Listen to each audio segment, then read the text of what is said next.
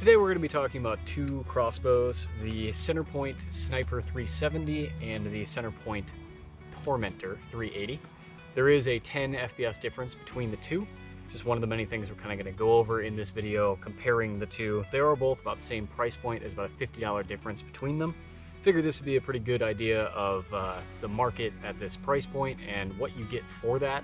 Obviously you're not going to get what you get out of $1,500 crossbows, but this kind of makes more sense for the majority of buyers that are looking for a crossbow to go out in the woods, whether it's their first time hunting or if they're just looking for an upgrade from what they've already used. I think these are two really good options that kind of do everything you need them to do for a price point that doesn't immediately break the bank. So we're going to go over a couple of their features and kind of compare the two. Okay, so we're going to start out with the Centerpoint Sniper 370. This is a 370 feet per second crossbow. I think it is a very good kind of ready to hunt package. I think it comes in at around $250, at least when the time that I purchased it. It does have a 4x32 fixed optic up top that does have 4 range lines, so you can kind of gauge the range at which you need to aim for. We are going to start out with a grouping test, compare the two, and then kind of say what sets this one apart as far as what features it comes with. First bolt here.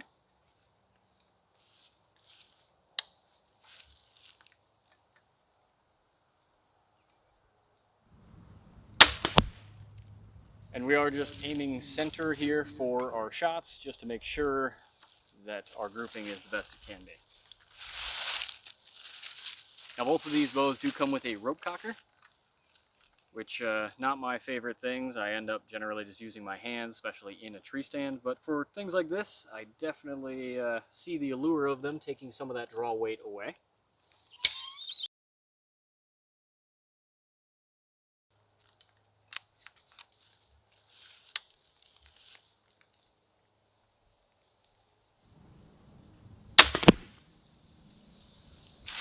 And for our last shot before we check those out.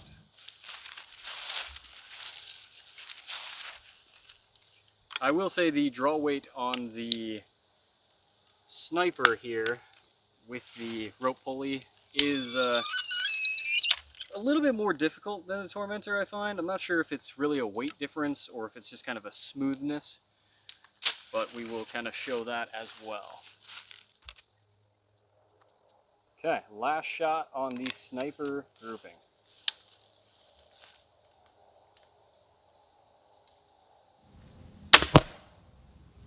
Go check that out. Okay, so grouping was really nice. We do have all of those. This last one actually went all the way through, but the knock is right here on my fingertip. Not sure if you can see that in there. Probably not. Probably not. That is a bag that has been shot a lot of times, so the middle is a little bit weaker than the other spots, but they are all very tightly together, like almost a probably 1.5 inch group at most. So definitely capable of hitting a vital shot. Very nice. Okay, so next up is going to be the Tormentor 380. This is 10 feet per second more than the Sniper 370. Realistically, you're not going to see any kind of difference in that, whether you're hunting or even just kind of sighting in at a range like this, but it does have that extra 10 feet per second, which is something going for it. It does have a 3-bolt quiver, whereas the other one does have a 4-bolt quiver, which is something to take note as well, but you can get any aftermarket crossbow quivers. This one, I do like the scope a little bit better. It is still a 4x zoom fixed, but the reticle itself is significantly better with standard crosshairs as well as the range lines. Without further ado, we are going to see how it does in a grouping test. And I'm going to aim a little bit up and to the right of where that one was at another target, just because, like I said, the middle of that bag is pretty weak, and I'm not trying to trash my bolts. So.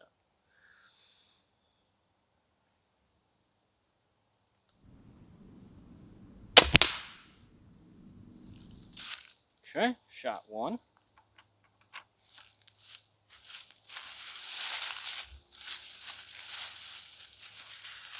And like I said, the cocking method of this, even without the ropes, is a little bit smoother. You can hear the difference, I'm sure, just on camera, and see me struggle less because it is just kind of a smoother draw on this one.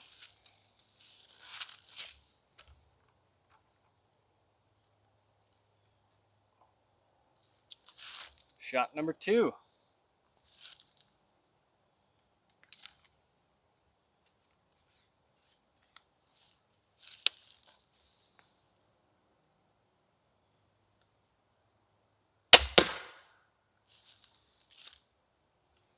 Okay.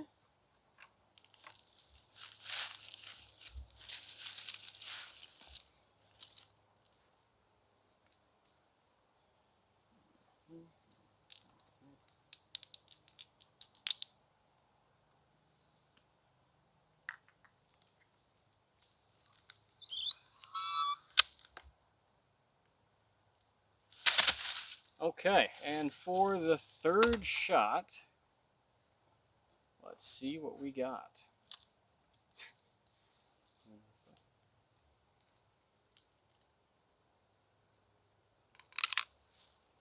Sometimes you just got bars, dude. Okay. Let's check them out.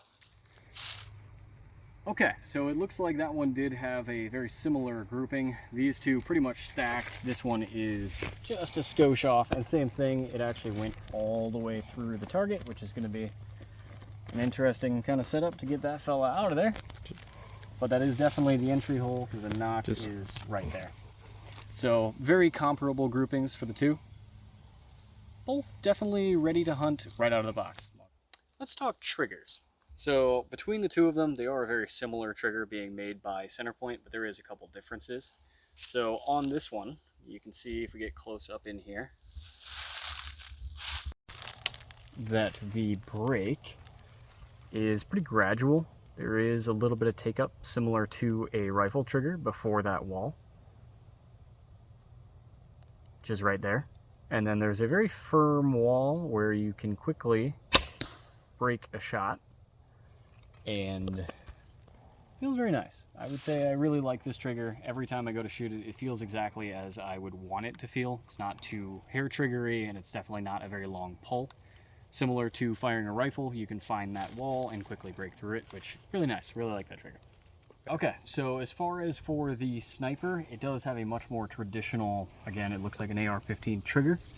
This one is a little bit different in its break, similar, but it is a little bit more clunky. There's a lot of slop right here, as you can clearly see. And there is a little less like take up, I guess. So as you're pulling this one, there really isn't much wall. There's just kind of like a resistance, and then break. So it is still a nice trigger, but it's definitely not nearly as comfortable. There is a lot more straight edges on this. It's kind of flat. If you get an even closer look on that, you can see this front lip right here. It's definitely not a trigger to write home about. I definitely prefer the one on the Tormentor, but it is still a fine trigger. This is more traditional to what you would find on a crossbow in this price point. And again, a trigger is a trigger. You're really not going to like miss some crazy shot because of it, but it is going to be a little bit less comfortable when that time comes.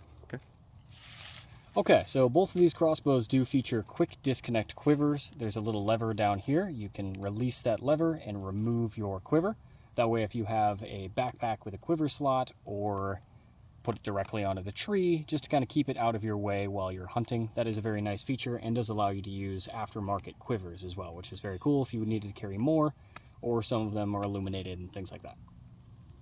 So as far as choosing a crossbow that's right for you, there's thousands of different options out there. Every company has kind of got some stake in the game right now, and there is a lot of new technology that some of it is pretty gimmicky, some of it is actually very useful. I think something like this in this price range of anywhere from $200 to $400, you are still able to get a very nice crossbow. I have taken many deer with this one particularly, and a couple with this one as well. And they really are going to all do what you need them to do out there in the woods. It's really just a matter of finding features that work for you, whether it be rubber grips, an ergonomic design on the stock with a nice butt pad, or if you do want a little bit more adjustability in your stock for younger shooters, or just kind of the versatility of different people being able to shoot the same platform. This one is a little bit heavier. You're kind of going to see that across the board as far as, you know, they sell a lot of very compact options. From Ballista and Raven will make tiny little packages that are very light, but they also cost $2,000. So it really just kind of comes down to what works best for you and what you're looking for. There's very few wrong answers here. It really is just a matter of finding one that is a good fit.